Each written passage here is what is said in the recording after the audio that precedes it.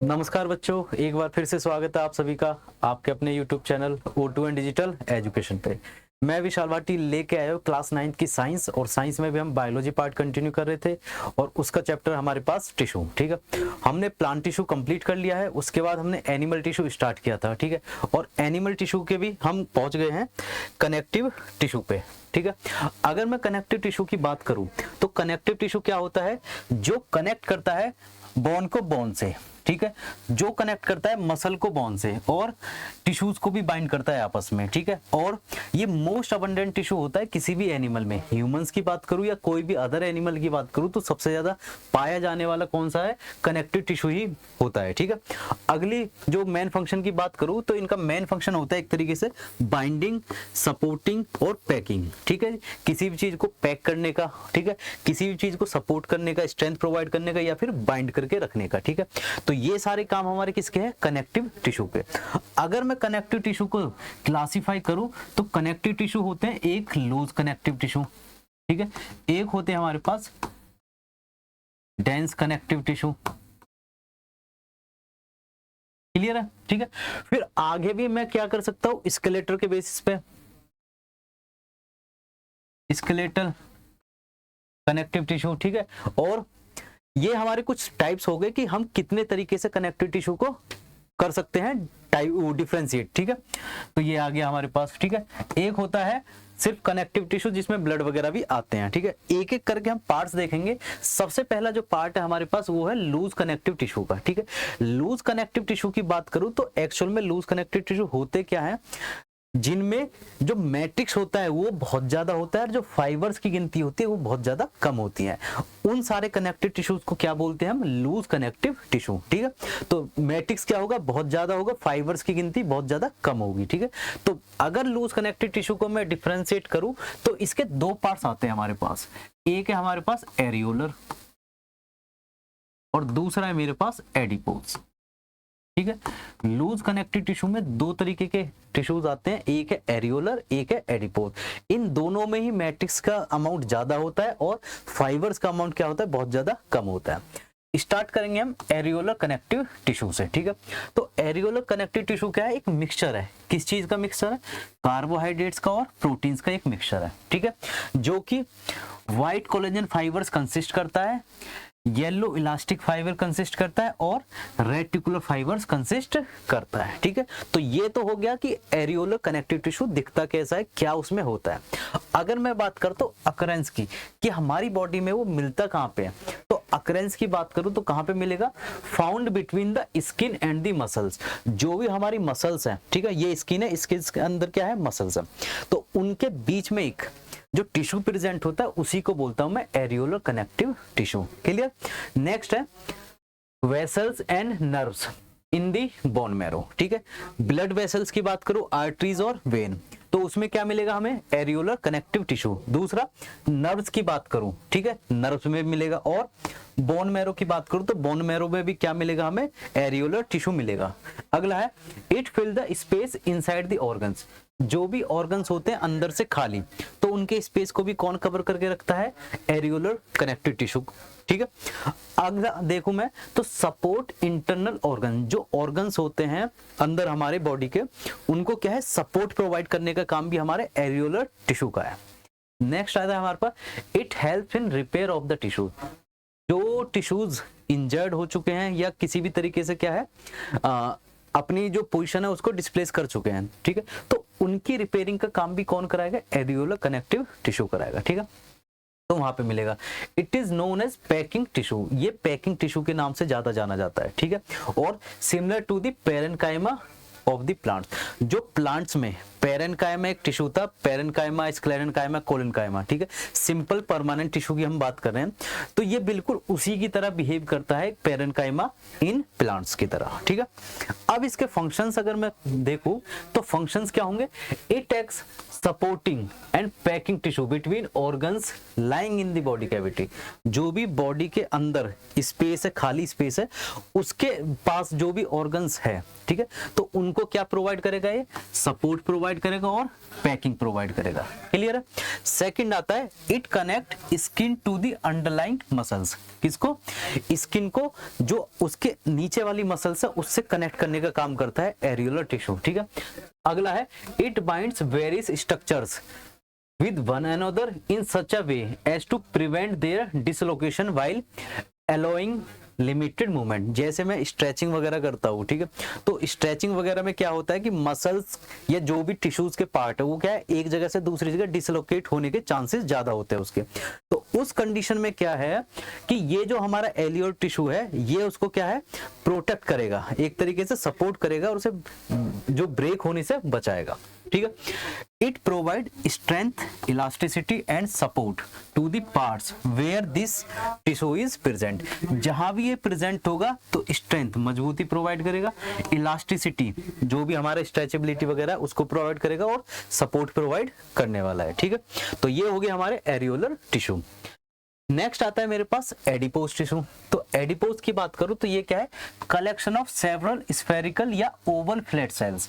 ये ग्रुपिंग है बहुत सारी सेल्स की। वो सेल्स कैसी हो सकती है, ओवल फ्लैट सेल्स हो सकती है या फिर स्फेरिकल सेल्स हो सकती है। ठीक है। और एडिपोसाइट्स उनको बोलते हैं, जो भी हमारी ओवल फ्लैट सेल्स है उनको हम एडिपोसाइट्स बोलते हैं। क्लियर। अब मिलता कहाँ पे, abundant below the skin. Skin के नीचे सबसे ज्यादा अमाउंट में मिलता है हमारा एडिपोज टिश्यू। क्लियर है। और इंटरनल ऑर्गन्स के बीच में मिलता है जिससे कि एक ऑर्गन दूसरे ऑर्गन से टकरा ना जाए। ठीक है। तीसरा इनसाइड येलो बोन मैरो, और जो येलो बोन मैरो होती है वहां पे भी मिलता है हमारा। अगला है provide cushion around the eyes, heart, kidney and blood vessels. एक जैसे तकिया काम करता है ना शॉक एब्जॉर्बर का। ठीक है। तो उसी तरीके से हमारे क्या है, जो आईज होती है, हार्ट होती है, किडनी या ब्लड वेसल्स होती है, उनके आसपास प्रेजेंट होके क्या है, उनको शॉक एब्जॉर्बर का काम कराता है। ठीक है। मतलब कि उनको इंजर्ड होने से बचाता है एक तरीके से। अगला है इसके फंक्शंस की बात करूं तो it serve as fat reservoirs. ठीक है। फैट रिजर्वोयर का मतलब है, जैसे हमने अपनी बैली की तरफ देखा होगा, पेट के आसपास देखा होगा कि चर्बी सी चढ़ जाती है। ठीक है। वो कुछ नहीं होता, एक्चुअल में वो एडिपोज टिश्यू होता है जो प्रोटेक्शन करता है हमारे इंटरनल ऑर्गन्स की। ठीक है। Shock absorber. और ये एक इंसुलेटर की तरह भी बिहेव करता है। इंसुलेटर क्या होता है, बैड कंडक्टर, ठीक है, ऑफ हीट, जो कि हीट को आर पार नहीं जाने देगा ज्यादा। ठीक है। And reduce heat loss. तो इस वजह से ज्यादा अगर एडिपोज टिश्यू प्रेजेंट है तो इसका मतलब क्या, बॉडी से हीट जो बाहर जानी है वो कम जाएगी। क्लियर।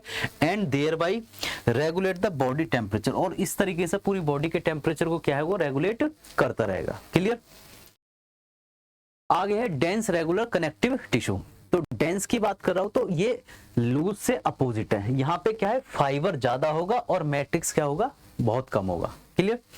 अब बात करता हूं मैं, ये कितने तरीके के होंगे, एक तो होगा टेंडन, एक होगा लिगामेंट। देखिए हमारी बॉडी में बहुत सारे जॉइंट्स हैं। ठीक है। जैसे एक हड्डी को दूसरी हड्डी से जुड़ना है, ठीक है, एक मसल को दूसरी बोन से जुड़ना है, एक हड्डी से जुड़ना है। ठीक है। तो ये कनेक्शंस होते हैं, ये जॉइंट्स होते हैं। अब इनको जॉइंट कराने का काम कौन करता है, डेंस रेगुलर कनेक्टिव टिश्यूज करते हैं। ठीक है। पहला अगर मैं बात करूं टेंडन की, तो टेंडन क्या होते हैं, स्ट्रॉन्ग होते हैं, इन इलास्टिक होते हैं, वाइट फाइब्रस टिश्यूज होते हैं। पहली चीज तो ये, और मोस्ट इंपॉर्टेंट जो है वो है कि ये मसल्स को बोन से कनेक्ट करके रखते हैं। जैसे मान लिया मैंने इस तरीके से, क्या है, बोन है। ठीक है। अब इसमें हमें मसल्स को कनेक्ट करना है इस तरीके से। तो यहाँ पे जो अटैचमेंट करा रहे हैं ये कौन से हैं, यही हमारे पास टेंडन। क्लियर। तो ये आगे मेरे पास टेंडन्स। अब ये क्या है, ग्रेट स्ट्रेंथ, मजबूती इनमें बहुत रहेगी, पर ये फ्लेक्सिबिलिटी बहुत ही कम, लिमिटेड अमाउंट में ही प्रोवाइड करते हैं। क्लियर। अब दूसरा आता है मेरे पास लिगामेंट। तो लिगामेंट की बात करूं तो इलास्टिक स्ट्रक्चर होगी है। ठीक है। और ये कनेक्ट करता है एक बोन से को दूसरी बोन से। जैसे एक बोन ये हो गई, दूसरी बोन मैंने ले ली इस तरीके से ऐसे। ठीक है। तो एक बॉन्ड दूसरी बॉन्ड, इनको आपस में कनेक्ट करने का जो काम कर रहे हैं ये कौन है, यही है हमारे पास लिगामेंट्स। क्लियर। तो लिगामेंट्स क्या करता है, एक बॉन्ड को दूसरी बॉन्ड से कनेक्ट करता है, और टेंडन करता है एक बॉन्ड को दूसरे मसल से कनेक्ट। क्लियर। अगला आता है मेरे पास, ये हाईली इलास्टिक होते हैं। हाईली इलास्टिक मतलब बहुत ज्यादा स्ट्रेचेबल होते हैं ये। एंड स्ट्रेंथ, बहुत ज्यादा स्ट्रेंथ प्रोवाइड करते हैं, बट कंटेन लिटिल मैट्रिक्स, उनके पास मैट्रिक्स क्या होता है, बहुत ज्यादा कम होता है। ठीक है, ये हो गया हमारे पास लिगामेंट। आगे चलते हैं, अब है स्केलेटल टिश्यूज। ठीक है, स्केलेटल टिश्यूज क्या होते हैं, एक तरीके से सपोर्टिव कनेक्टिव टिश्यूज होते हैं। क्लियर है, क्या होते हैं, सपोर्टिव कनेक्टिव टिश्यूज। ठीक है, अब मैं बात कर दूंगा इनमें होता क्या है, स्पेशल रेसिडेंशियल सेल्स होती हैं जिनको हम या तो कॉन्ड्रोब्लास्ट बोलेंगे या ओस्टियोब्लास्ट बोलेंगे। दो नाम होंगे इसके, या तो कॉन्ड्रोब्लास्ट या ओस्टियोब्लास्ट। दूसरा, ये मैट्रिक्स सीक्रेट करते हैं। क्या सीक्रेट करते हैं, मैट्रिक्स। ठीक है, और ये प्रोवाइड करते हैं सपोर्ट। सपोर्ट मतलब स्ट्रेंथ, और प्रोटेक्ट करते हैं हमारी बॉडी को, पूरी बॉडी को प्रोटेक्ट करने का काम भी इनका ही होता है। ठीक है, जैसे कि पहला है हमारे पास कार्टिलेज। ठीक है, कार्टिलेज और बोन दो तरीके के स्केलेटल कनेक्टिव टिश्यूज होते हैं। पहला हमारे पास कार्टिलेज है।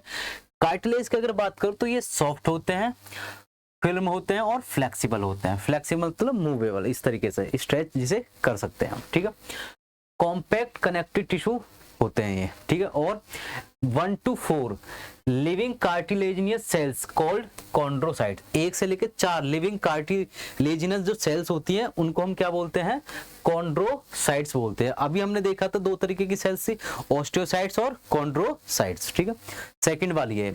अगला है matrix of the cartilage is made up of water proteins. Matrix किस चीज का बना है, वाटर प्रोटीन्स का बना है। दूसरी बात, कार्बोहाइड्रेट्स का बना है और कोलेजन फाइबर्स का बना है, और इसी के साथ कुछ कैल्शियम सॉल्ट्स भी इसमें होते हैं। क्लियर है, तो ये आ गया इसका मेड किस चीज से बना हुआ है। ठीक है, अब बात करते हैं हम फंक्शन की कि फंक्शंस क्या होते हैं। It provide support and flexibility to the body part.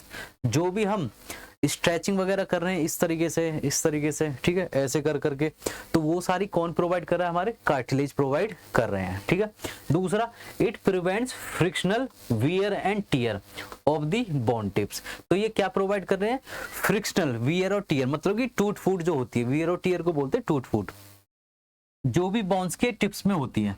जैसे एक बोन है इस तरीके से, यहाँ पे आगे दूसरी बोन ऐसे, तो ये टिप्स हो गए, इनमें कोई ब्रेकडाउन ना हो जाए तो यहाँ पे क्या प्रेजेंट होते हैं, यहाँ पे कार्टिलेज प्रेजेंट होते हैं ऐसे। ठीक है, जिससे क्या है, एक बोन दूसरे से टकरा के क्या है, रप्चर ना हो जाए, इंजर्ड ना हो जाए।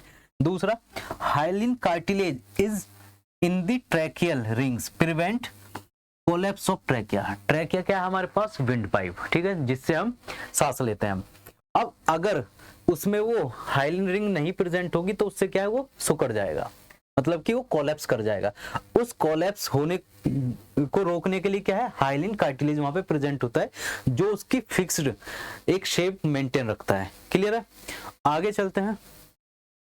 अब है हमारे पास बोन, नेक्स्ट वाला। ठीक है, ये है strong, solid, rigid, highly vascular, mineralised. ठीक है, क्या होती है, मजबूत होती है, स्ट्रांग होती है, ठोस होती है, रिजिड, रिजिड भी ठोस हुई, हाईली वैस्कुलर, जिसमें कि जो भी हमारा ट्रांसपोर्टेशन होता है वो पूरी तरीके से होता है। मिनरलाइज का मतलब इसमें मिनरल्स प्रेजेंट होते हैं। ठीक है, ये नॉन फ्लेक्सिबल होती है, इसे हम ऐसे मूवेबल नहीं कर सकते, मतलब मोड़ नहीं सकते, स्ट्रेच नहीं कर सकते, इस तरीके से। दूसरा, बोन सेल्स होती है जिनको हम ओस्टियोसाइट्स बोलते हैं। बोन में क्या है, बोन सेल्स मिलेंगी, और ऐसे कार्टिलेज में क्या है, कॉन्ड्रोसाइट्स मिल रहे हैं। ठीक है, तो इनको बोलेंगे हम ओस्टियोसाइट्स। और इसमें प्रोटीन प्रेजेंट होता है जिसे हम बोलते हैं ओसिन प्रोटीन्स। अब ये बना किस किस चीज का है, एक तो ओसिन प्रोटीन्स का बना है, कुछ मिनरल्स है जैसे कि फॉस्फेट के सॉल्ट, कार्बोनेट्स ऑफ कैल्शियम और मैग्नीशियम, इन सारी चीजों से ये मिलके बना है। ठीक है, अब अगर मैं बात करूं इसके फंक्शंस की, तो ये क्या है, फ्रेमवर्क ऑफ द बॉडी, पूरी बॉडी को एक शेप प्रोवाइड करते हैं। ठीक है, ये कर रहे हैं, it provide shape to the body. दूसरा, protect vital organ such as brain, lungs, heart और किडनी। जो भी हमारे ऑर्गन्स है, जैसे मैं बात करूं हेड की, तो हेड में ब्रेन है, ब्रेन को कौन प्रोटेक्ट कर रहा है, स्कल है, तो स्कल क्या है, एक बोन है। ठीक, दूसरा हमारे पास ये लंग्स है यहाँ पे, तो लंग्स को कौन प्रोटेक्ट कर रहा है, ये रिब्स लाइक स्ट्रक्चर जो बोन बोली जाती है। ठीक है, और हार्ट को कौन है, हार्ट को भी ये रिब्स प्रोटेक्ट करती है। किडनी, किडनी को यहाँ पे फ्लोटिंग रिब्स होती है जो प्रोटेक्ट करके रखती हैं। क्लियर, अगला, serve as storage site of calcium. ये एक स्टोरेज साइट होती है किस चीज की, एक तो कैल्शियम की, एक फॉस्फोरस की और कुछ अदर मिनरल्स की। तो इसमें बहुत सारी हमें फॉस्फोरस मिलेंगे, बहुत सारे मिनरल्स मिलेंगे और कैल्शियम मिलेगा हड्डियों में, ठीक है। Bones provide surface for attachment to many muscles, और जो बहुत सारी मसल्स अटैच होती है तो उनको अटैचमेंट कराने के लिए कौन हेल्पफुल होते हैं, हमारे बोन होते हैं, क्योंकि सारी मसल्स कहाँ पे, बोन के ऊपर अटैच हो जाती हैं, ठीक है। अगला है, take part in different body movements including locomotion, और ये मूवमेंट्स वगैरह कराने में हेल्पफुल होते हैं। जैसे हम दौड़ रहे हैं तो किसकी मदद से, हड्डियों की मदद से, ठीक है। हम चल रहे हैं, हम घूम रहे हैं, वो सारी चीजें हम किसकी मदद से कर पा रहे हैं, बोन्स की मदद से कर पा रहे हैं, ठीक है। अगला देखते हैं, अब है फ्लूइड और vascular connective tissue. Connective tissue का क्या है, लास्ट वाला पार्ट हमारा बचा है, ठीक है। सबसे पहला आता है हमारे पास ब्लड। तो अगर मैं ब्लड की बात करूं तो ब्लड में भी कुछ अलग अलग कंपोनेंट्स हमें देखने को मिलते हैं। तो ब्लड एक तो किस चीज का बना है, WBC, एक RBC और एक हमारे पास प्लेटलेट। इनके साथ ही उसमें एक प्लाज्मा और होता है, ठीक है। एक करके सारे स्ट्रक्चर्स देखेंगे। तो ब्लड की बात करें, इट कंटेन्स लिक्विड मैट्रिक्स, जिसको हम ब्लड प्लाज्मा बोलते हैं, जो कि टोटल अमाउंट का 55% होता है, ठीक है। विच लैक्स फाइबर, जिसमें फाइबर नहीं होते, और ब्लड कॉर्पसल्स होते हैं जिनको हम 45% रेशियो बताते हैं उनका, ठीक है। तो ज्यादा अमाउंट में कौन से, प्लाज्मा है, कम अमाउंट में कौन से, कॉर्पसल्स है, ठीक है। अब बात करते हैं पहले कॉर्पसल्स की, तो वो है RBC, ठीक है, रेड ब्लड कॉर्पसल्स, या इनको हम एरिथ्रोसाइट्स भी बोलते हैं, क्लियर है। तो RBC का दूसरा नाम है एरिथ्रोसाइट। अब ये होते क्या है, ये होते बाइकॉनकेव। बाइकॉनकेव का मतलब क्या है, बाइकॉनकेव का मतलब है इस तरीके से, ठीक है जी। तो ये क्या है, एक स्फेरिकल स्ट्रक्चर थी, उसको बीच से पिचका दिया, तो ये क्या हो गया, बाइकॉनकेव। अब ये बाइकॉनकेव क्यों होते हैं, क्योंकि इन सेल्स के पास क्या है, न्यूक्लियस, जो न्यूक्लियस होता है वो होता है एब्सेंट, जिसकी वजह से इन ये पिचकी सी लगती है हमें, ठीक है। तो इसको बोलते हैं बाइकॉनकेव, ठीक है। डिस्क लाइक, ये स्ट्रक्चर है डिस्क लाइक, जैसे एक टेबलेट होती है डिस्क लाइक, ठीक है। इन्यूक्लिएटेड का मतलब है न्यूक्लियस एब्सेंट, ठीक है जी। आगे, हीमोग्लोबिन प्रेजेंट होता है। RBC क्या होती है, रेड कलर की होती है, और रेड कलर किसकी वजह से है, हमारे हीमोग्लोबिन की वजह से होता है। हीमोग्लोबिन एक आयरन होता है, मतलब आयरन का एक कंपाउंड होता है जिसे हीमोग्लोबिन बोलते हैं, जो रेस्पॉन्सिबल होता है एक्सचेंज ऑफ गैसेस के लिए। कौन कौन सी गैसेस, ऑक्सीजन और CO2। इसका काम होता है कि CO2 को पकड़ा हीमोग्लोबिन ने और सेल्स के पास ले गया, वहां पे छोड़ दिया, ठीक है। सेल्स ने उसको यूज कर लिया और बदले में क्या है, CO2 दे दी, CO2 को वहां से उठाया, वहां से उठा के लंग्स तक ले गया। तो इस तरीके के ट्रांसपोर्टेशन का काम होता है गैसेस का, कौन कराता है, हीमोग्लोबिन। और हीमोग्लोबिन प्रेजेंट किस में होता है, RBC में। हीमोग्लोबिन है जिसकी वजह से RBC का कलर रेड होता है, क्लियर। नेक्स्ट देखते हैं, अब है हमारे पास WBC। तो WBC क्या है, कलरलेस। कलरलेस है, व्हाइट कलर का, इसलिए हमें दिखेगा, ठीक है। और न्यूक्लिएटेड सेल, न्यूक्लिएटेड सेल का मतलब जिनके पास न्यूक्लियस होता है। अगला है, which do not have a definite shape, जिनके पास पूरी प्रॉपर शेप नहीं होती है। मतलब हमने देखा होगा इरेगुलर शेप, अमीबा वगैरह देखे होंगे ऐसे, ठीक है। तो ऐसे ही होती है WBC, जो बिल्कुल गोल नहीं होती, ओवल नहीं होती, जिनकी कोई फिक्स शेप नहीं होगी, उनको ही बोलते हैं हम WBC, क्लियर है। अब WBC अलग अलग तरीके की मिलती है हमको, जैसे कि एक मिलेगी जिनमें ग्रेन्यूल्स होते हैं, एक मिलेगी जिनमें ग्रेन्यूल्स नहीं होते हैं, ठीक है। ग्रेन्यूल्स स्ट्रक्चर्स अगर प्रेजेंट है तो उसको बोल दिया हमने ग्रेन्युलोसाइट्स। अगर ग्रेन्यूल्स एब्सेंट है तो इनको बोल देंगे हम ए ग्रेन्युलोसाइट, क्लियर।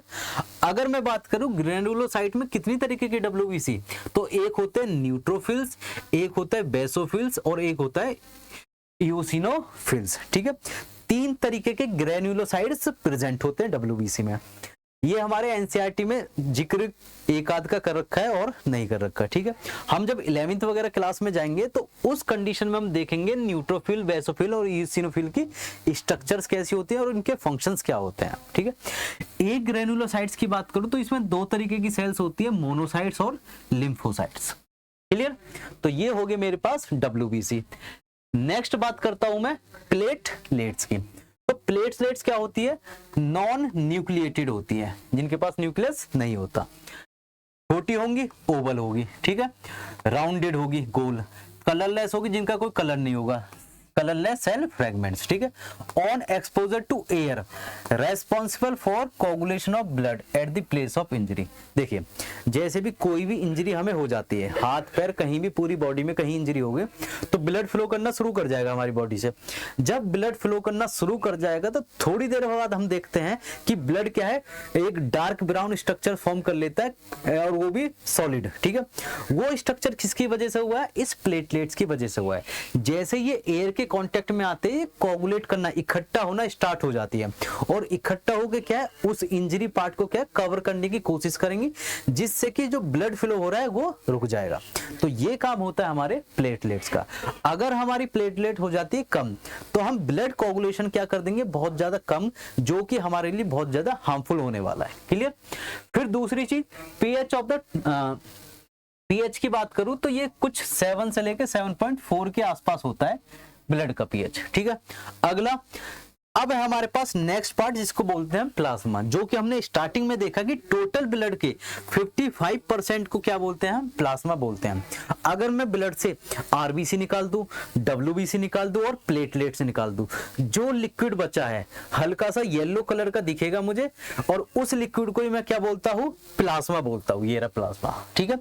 अब पेल येलो कलर का होता है, पेल येलो मतलब बहुत हल्का पीला, ठीक है। एक होता है डार्क येलो, एक होता है बहुत हल्का सा पीला, ठीक है। पेल येलो कलर का प्लाज्मा होता है और इसमें होता क्या है, वाटर होता है, सॉल्युबल प्रोटीन्स होते हैं, डिसॉल्व्ड गैसेस होती हैं और ग्लूकोज होता है, लिपिड्स होते हैं, कुछ विटामिन्स होते हैं, हमारे पास एंजाइम्स होते हैं, हार्मोन्स होते हैं, मिनरल्स होते हैं। जो भी सब्सटेंस मिल रहे हैं वो सारे कहां पे मिलेंगे, हमारे प्लाज्मा में मिलेंगे। क्लियर है। तो इतने तरीके के हमें सब्सटेंस देखने को मिलेंगे। क्लियर। तो ये हमारा कौन सा पार्ट हो गया, ब्लड वाला पार्ट हो गया कंप्लीट। अब आता है ब्लड मिलता कहां पे है। देखिए अगर अकरेंस की बात करूं तो ब्लड कहां पे मिलेगा, ब्लड वेसल्स में मिलेगा। जैसे कि हमारे पास आर्टरीज होती हैं उनमें मिलता है, वेन्स होती हैं उनमें ब्लड मिलता है और कैपिलरीज होती है उनमें ब्लड मिलता है, ठीक है। फिर ये कनेक्ट किसको करते हैं, सर्कुलेटरी सिस्टम को कनेक्ट करते हैं कि हार्ट से पूरी बॉडी में ब्लड ऐसे घूमता रहेगा, ठीक है। फिर blood flow is maintained by the pumping action of heart, और हार्ट के पंप करने की वजह से क्या है, ये पूरा सर्कुलेट कर रहे हैं। अगर हार्ट पंप करना बंद कर दे तो ब्लड जहां पे है वहीं पे रह जाएगा, ना वो आगे जाएगा ना वो पीछे आएगा। क्लियर। अगला है फंक्शंस क्या होंगे ब्लड के, तो ये ट्रांसपोर्ट करते हैं किसको, न्यूट्रिएंट्स को, हार्मोन्स को, विटामिन्स को, कहां पे, अलग अलग टिश्यूज के पास, ठीक है। किसको, न्यूट्रिएंट, हार्मोन्स और विटामिन्स को ट्रांसपोर्ट कर रहे हैं। दूसरा ट्रांसपोर्ट एक्सक्रीटरी प्रोडक्ट, टिश्यूज से उठा के लीवर और किडनी के पास लेके जाएंगे। क्लियर है। तो ये काम हो गए इसके ब्लड के। आगे it allows the transfer and distribution of heat and thereby maintain the constant body temperature. देखिए अगर हमारी बॉडी क्या है, बहुत ज्यादा क्या है, वो कहते हैं ना ब्लड फ्लो बढ़ जाए हमारी बॉडी का, तो ब्लड फ्लो बढ़ने की वजह से क्या होगा, हम ज्यादा सर्कुलेशन करेंगे ब्लड का, उसकी वजह से ज्यादा हीट बनेगी, ठीक है। अब इस हीट को अगर मेंटेन करना है तो हमारे ब्लड सर्कुलेशन को क्या है, कम होना पड़ेगा, जिसकी वजह से हीट ट्रांसफर कम होगी तो बॉडी का टेम्परेचर क्या है, मेंटेन रहेगा। तो इस तरीके से बॉडी के टेम्परेचर को मेंटेन करते हैं। नेक्स्ट है आरबीसी कैरी ऑक्सीजन, ठीक है, रेस्पिरेटरी ऑर्गन से कहां लेके जाता है, टिश्यूज के पास लेके जाता है, और वहां से अभी बताया था मैंने हीमोग्लोबिन रेस्पॉन्सिबल होता है, तो ऑक्सीजन को लंग से उठाएगा, टिश्यूज तक पहुंचाएगा, टिश्यूज उसे बदले में क्या CO2 दे देंगे, तो वो CO2 को वहां से कैरी करके ले आएगा लंग्स के पास। तो यही साइकिल चलती रहती है किसकी, ब्लड की, ठीक है। तो ये रहा CO2 को बैक ले आएगा कहां पे, रेस्पिरेटरी ऑर्गन्स के पास। नेक्स्ट है हमारे पास WBC, it protect us from diseases, ये हमें इम्यूनिटी प्रोवाइड करती है। इम्यूनिटी किस तरीके से, कि कोई भी हमारी बॉडी में जर्म्स पहुंच गया, ठीक है, तो WBC सेल्स क्या करेंगे, उनको एंगल्फ कर देंगे, खा जाएंगे, उसे मार देंगे। तो इस वजह से हमें क्या प्रोटेक्ट करके रखेंगे उसकी डिजीजेस से, ठीक है।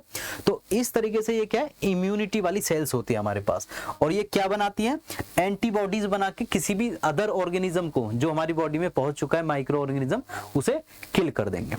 अगला है at the site of injury blood platelet release platelet factors that help in blood clotting, कोई भी इंजरी पार्ट हुआ, अभी बताया था प्लेटलेट्स में, तो प्लेटलेट इकट्ठा होकर क्या है, ब्लड फ्लो को रोक देंगे, जो बाहर फ्लो हो रहा है एक्स्ट्रा ब्लड उसको रोक देंगे। तो इस तरीके से ब्लड जो हमारी बॉडी में जरूरी है उसको मेंटेन रखेंगे। आगे चलते हैं। अब है मस्कुलर टिश्यू। तो अगर मस्कुलर टिश्यू की बात करूं तो बेसिकली हमें 3 तरीके की मसल्स हमें देखने को मिलती है पूरी बॉडी में। कौन कौन सी होगी? एक होगी हमारे पास स्ट्रेटेड मसल्स, क्या होगी? Striated muscles. दूसरी हमारे पास स्मूथ मसल, और तीसरी है कार्डियक मसल। देखिए हमारी बॉडी में कुछ फंक्शंस ऐसे होते हैं जो हम ना सोचे ना समझे अपने आप होते चलते रहते हैं, जैसे कि रेस्पिरेशन, हम सांस ले ब्रीदिंग कर रहे हैं, इन आउट, ठीक है, अगर हम सोच भी नहीं रहे तो भी वो काम होंगे। हमारा हार्ट पंप कर रहा है, अगर हम सोच भी नहीं रहे तो भी वो काम हो रहे हैं, ठीक है। तो अगर हमारी किडनीज का फंक्शन देखो तो वो भी वो अपने आप ही काम होते जा रहे हैं।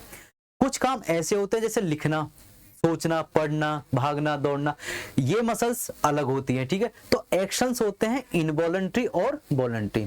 इनवॉलंटरी एक्शंस वो होते हैं जो हम बिना सोचे समझे हमारी बॉडी में लाइफ प्रोसेस को पूरा करने के लिए जरूरी होते हैं, ठीक है। वॉलंटरी एक्शंस वो हो गए जो हम सोच समझ के कर रहे हैं कि हमारे लिए अच्छा ये है, ये बुरा है, ये लिखना है, ये पढ़ना है, याद करना है, ये सारे वॉलंटरी एक्शंस हो गए, ठीक है। तो ऐसे ही मसल्स होगी स्ट्रेटेड और स्मूथ मसल्स, ठीक है। तीसरी तरीके की मसल्स होगी कार्डियक मसल, जो हार्ट को हमेशा पंप कराने में हेल्प करती हैं, तो उनको बोलते हैं कार्डियक मसल। इन तीनों को एक साथ देखेंगे हम डिफरेंस के बेसिस पे। देखिए स्मूथ मसल, स्केलेटल मसल और कार्डियक मसल, ये क्या है? इलोंगेटेड मसल्स होती है। इलोंगेटेड मतलब लंबी, ठीक है, और स्पाइंडल शेप होती है थोड़ी सी ऐसे स्पाइरल बाइंडिंग की तरह मुड़ी हुई, ठीक है। ये क्या है? लॉन्ग सिलेंड्रिकल सीधी सेल्स होती हैं इस तरीके से, इस तरीके से, ठीक है। अब बात करता हूं कार्डियक की, तो ये स्मॉल होंगी और सिलेंड्रिकल होंगी शेप में, क्लियर। नेक्स्ट आता है हमारे पास फाइबर्स है पॉइंटेड एंड। जो भी हमारे ये फाइबर्स है ऐसे, तो इनके एंड्स कैसे हैं? इलोंगेटेड सेल है, और एंड्स कैसे है? पॉइंटेड है। यहाँ पे क्या है? ब्लंट है। यहाँ पे ब्रॉड है, ये भी ब्रॉड है, तो ब्लंट एंड्स हो गए। और यहाँ पे अगर बात करूं फाइबर्स है ब्रॉड एंड, तो इनकी तरह ही क्या है? ब्रॉड एंड्स इनके होंगे कार्डियक के, ठीक है। फिर आते हैं स्मूथ पे, तो स्ट्रेशंस आर एब्सेंट, ठीक है।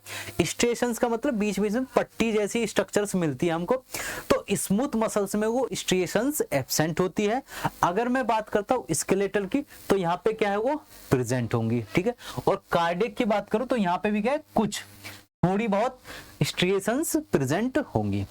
नेक्स्ट आता है intercalated are disc and disc are absent. देखो इंटरकैलेटेड दो सेल्स के बीच की स्ट्रक्चर्स, ठीक है, वो क्या है? यहाँ पे एब्सेंट है, यहाँ पे भी एब्सेंट, बट यहाँ पे क्या होगी? प्रेजेंट होगी, ठीक है। कार्डियक मसल्स में वो मिलेंगे। नेक्स्ट है हमारे पास अन यूनिन्यूक्लिएटेड मसल्स फाइबर। यूनि का मतलब होता है एक न्यूक्लियस जिसके पास हो, तो स्मूथ मसल्स के पास क्या होगा? हर सेल्स के पास एक न्यूक्लियस होगा। स्केलेटल मसल्स के हर सेल के पास क्या है? मल्टी न्यूक्लिएटेड, मतलब कि मल्टीपल मैनी न्यूक्लियस प्रेजेंट होंगे। और कार्डियक मसल्स की बात करूं तो सिंगल एक न्यूक्लियस प्रेजेंट होगा एक सेल में, क्लियर। नेक्स्ट आता हूं मैं oval nuclei which are centrally placed. Oval nuclei का मतलब थोड़ा सा ओवल लाइक स्ट्रक्चर जो कि सेंटर में प्रेजेंट होगा। इसमें क्या है? Oval nuclei which are peripherally placed. तो यहाँ पे क्या है? चारों तरफ ऐसे फैला होगा, इधर या इधर, इस तरीके से, ठीक है। मल्टीपल न्यूक्लियस है तो इधर हो गए, इधर हो गए, ऐसे बीच में नहीं होगा, चारों तरफ फैले होंगे, ठीक है। इसकी बात करो तो इसमें भी ओवल और राउंड न्यूक्लियाई होंगे जो कि सेंटर में प्रेजेंट होंगे, बिल्कुल सेंटर में, ठीक है, इसकी तरह। अगला है present in the form of seeds. ये कैसी सीड्स में प्रेजेंट होते हैं? एक मसल, दूसरी, तीसरी, इस तरीके से सीड्स में प्रेजेंट होंगे, ठीक है। ये क्या है? बंडल्स में होते हैं। एक एक स्ट्रक्चर्स ग्रुपिंग हो जाती है टिश्यूज की, वो बंडल्स बोले जाते हैं। तो ये बंडल्स में मिलते हैं, ये सीड्स में मिलते हैं। और ये हमारे पास क्या है? नेटवर्क्स में मिलते हैं कि एक बंडल दूसरे बंडल से भी कनेक्ट है। इंटरकनेक्शंस इसमें कार्डियक मसल्स में देखने को मिलते हैं। अगला है इनवॉलंटरी इन नेचर। इनवॉलंटरी मैंने बताया कि वो सारे फंक्शंस जो हम बिना सोचे समझे करते हैं, जो हमारी बॉडी के लिए रिक्वायर्ड होते हैं, वो कौन कराता है? स्मूथ मसल्स कराता है, ठीक है। दूसरी अगर मैं बात करूं स्केलेटल मसल्स की, ये क्या होता है? ये सिर्फ वॉलंटरी होते हैं, जो हम लिखना पढ़ना करते हैं, भागना दौड़ना, वो सारी स्केलेटल मसल्स होती हैं। ठीक है, तीसरा कार्डियक मसल भी बिना किसी सोचे समझे होती हैं, हार्ट अपने आप बीट करता रहता है, तो इसमें भी इनवॉलेंट्री मसल्स होती हैं। ठीक है, अगला perform slow but prolonged contractions. देखिए ये स्लोली प्रोसेस करेंगे, ठीक है, और काफी लंबे टाइम तक जो है कॉन्ट्रैक्शन वगैरह करती जाएंगी। अगर मैं बात करूं स्केलेटल मसल्स की, तो यहाँ पे क्या है, ये बहुत ज्यादा फास्ट एक्ट करती है और पावरफुल कॉन्ट्रैक्शन शो करती है। एकदम से मैंने क्या है ऐसे पूरा, ठीक है, तो मसल्स क्या है बहुत तेज एक्ट कर रही हैं। ये क्या थी, स्मूथ, बहुत ज्यादा स्लो वर्क कर रही थी। ठीक है, अब इसकी बात करूं कार्डियक की, तो ये बहुत ज्यादा पावरफुल होती है और रिदमिक कॉन्ट्रैक्शन करती है। जैसे कि एक बार हार्ट क्या है, दो बार एक टाइम में 2 बार बीट करता है वो, जैसे धक धक धक धक धक धक इस तरीके से। ठीक है, तो इसमें एक्चुअल में हो क्या रहा है कि वो रिदम जो बना रहा है, रिदम के अकॉर्डिंग वो चलता जा रहा है, रिपीट होता जा रहा है। ठीक है, तो ये हमारे पास कार्डियक मसल्स। लास्ट है हमारे पास कि ये मुश्किल से ही फैटिक होती है, बहुत ही कम चांसेस होते हैं ये फैटिक होने के। ये क्या है बहुत जल्दी थक जाती हैं, हम थोड़ा सा दौड़े थक गए, ठीक है, फिर थोड़ी देर बाद थोड़ा सा दौड़े फिर थक गए, तो वो कंडीशन होगी सून गेट फैटिक। और सेल्डम गेट फैटिक, सेल्डम कभी कभार, ठीक है जी, क्या होता है कभी कभार वो थक रही हैं। तो ये सारे क्या हो गए मेरे पास, मसल्स हो गए, मसल्स टिश्यूज। अब इनकी बात करेंगे तीनों मसल्स मिलती कहां पे है, तो नेक्स्ट है हमारे पास अकरेंस। अगर मैं स्ट्रेटेड मसल्स की बात करूं तो ये कहां पे मिलेंगे, हमारे लिम्स में। लिम्स क्या है, हाथ पैर, थाइज हो गए, बाइसेप्स हो गए, ट्राइसेप्स हो गए, ये सारे क्या है हमारे स्ट्रेटेड मसल्स है। बॉडी, ठीक है, वॉल, बॉडी वॉल मतलब पूरी हमारी बॉडी में जो जितनी भी स्किन वगैरह उसके अंडर जो मिलेगी हमें स्ट्रेटेड मसल्स मिलेगी, टंग में मिलेगी, ठीक है, और फेरिंग्स में मिलेगी, और ईसोफेगस की स्टार्टिंग में मिलेगी। ईसोफेगस क्या है, जो फूड पाइप होता है उसे बोलते हैं हम ईसोफेगस, तो उसकी स्टार्टिंग में हमें देखने को मिलता है स्ट्रेटेड मसल्स। अगला है स्मूथ मसल्स, कहां पे मिलेगा, तो जो होलो ऑर्गन्स होते हैं वो किससे बने होते हैं, हमारे स्मूथ मसल से बने होते हैं, जो अंदर से खाली होते हैं उनको बोलते हैं हम होलो ऑर्गन्स। ठीक है, अगला है एलिमेंट्री कैनाल। एलिमेंट्री कैनाल का मतलब हमारा ईसोफेगस बाद का पार्ट, हमारा स्टमक, हमारा स्मॉल इंटेस्टाइन, हमारा लार्ज इंटेस्टाइन, तो उसे पूरे को बोलते हैं एलिमेंट्री कैनाल। और इंटरनल ऑर्गन्स जो होते हैं उनमें भी ये मसल्स देखने को मिलती है। यूरिनोजेनिटल ट्रैक्ट, यूरिनोजेनिटल ट्रैक्ट जहां से हम यूरिन पास करते हैं, ठीक है, पीनस हो गया, वेजाइना हो गया, वहां पे कौन सी मसल्स मिलेगी, स्मूथ मसल्स मिलेगी। ठीक है, ब्लड वेसल्स में भी हमें कौन सी मिलेगी, स्मूथ मसल्स मिलेगी। और ब्रोंकाई, ब्रोंकाई कहां पे होती है, जो हमारा ट्रैकिया होता है, विंड पाइप, और वहां से वो डिवाइड होके जो आगे लंग्स की तरफ जाता है, तो उन पार्ट्स को हम ब्रोंकाई बोलते हैं।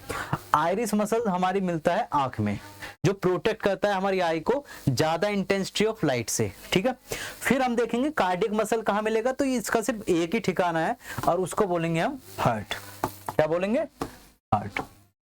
कार्डियक मसल कहां पे मिलेगा, सिर्फ हार्ट में मिलेगा। क्लियर, तो ये हो गए मेरे occurrence of cardiac muscles. Clear, अब लास्ट पार्ट मेरा बचता है नर्वस टिश्यू। ठीक है, तो नर्वस टिश्यू की अगर बात करूं तो इसमें क्या मिलते हैं हमको, न्यूरॉन्स मिलते हैं। क्या मिलते हैं, न्यूरॉन्स, इस तरीके से। ठीक है, न्यूरॉन्स के स्ट्रक्चर में अगर बना के दिखाऊं आपको,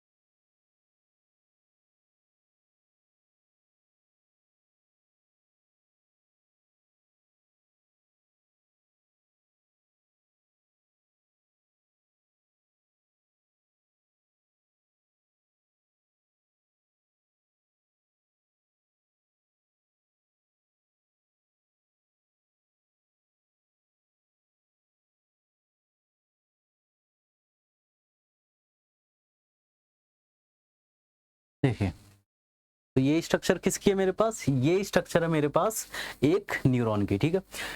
इस पार्ट को बोलते हैं हम सेल बॉडी या साइटोन, क्या बोलते हैं, सेल बॉडी। उसके बाद ये जो हरे हरे कलर के स्ट्रक्चर्स दिख रहे हैं इनको बोलते हैं हम डेंड्राइट्स, क्या बोलते हैं, डेंड्राइट्स, ठीक है।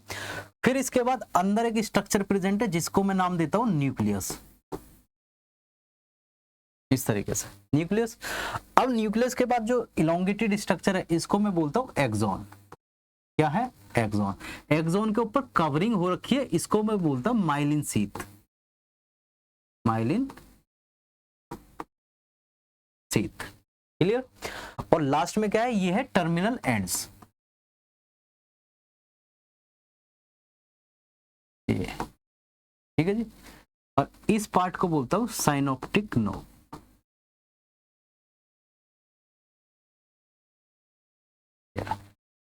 क्लियर। अब देखिए एक्चुअल में होता क्या है,